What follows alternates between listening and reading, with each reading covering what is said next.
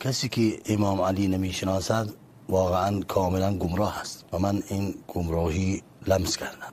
یکی از مسائل مهم هست که من تأکید میکنم کلام حضرت محمد در مورد علی و مهمترین و شاخصترین مسئله که واقعا من معتقدم این کلید هدایت بنده هست که حضرت محمد در حدیث معتبر و مقدس در همه کتب برادران وهابی و برادران داعشی و اهل تسنن که حضرت محمد در مهمترین کتاب اهل تسنن بعد از قرآن کتاب صحیح مسلم نیشابوری فرمودند لا يحبك الا مؤمن ولا يبغضك الا منافق. خیلی مهم. معنی این حدیثیه در قرآن کریم مسائل بسیار کلیدی داریم. اینها واقعا ارکان قرآن، ستون قرآن، پایه های اساسی قرآنی هست. شما اگر به امام علی مراجعه نکنید به نفاق میفتی.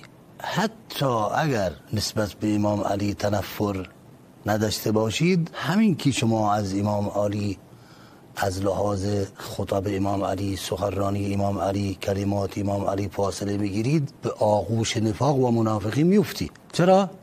چون رسول اکرم وقتی که فرمودند اگر با علی نباشید منافق میشید، یعنی اگر با علی نباشید حتما در اندرون شما فرهنگ منافقین نهادینه میشد. حالا خستی نخستی، میدونی نمیدونی، ولی 100% در اندرون شما از منافقین و از تفکر منافقین و از اندیشه های منافقین، از سمات و صفات منافقین در اندرون شما حتما جا میگیره و من این مسئله لمس کردم.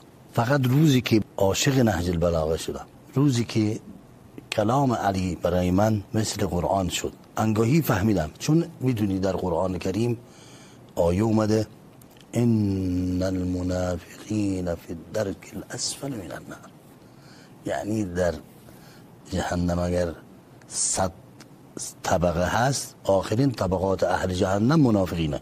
بس این خطرناکه، یعنی شما هم وارد جهنم میشید و هم در سختترین منطقه جهنم وارد میشید. چرا؟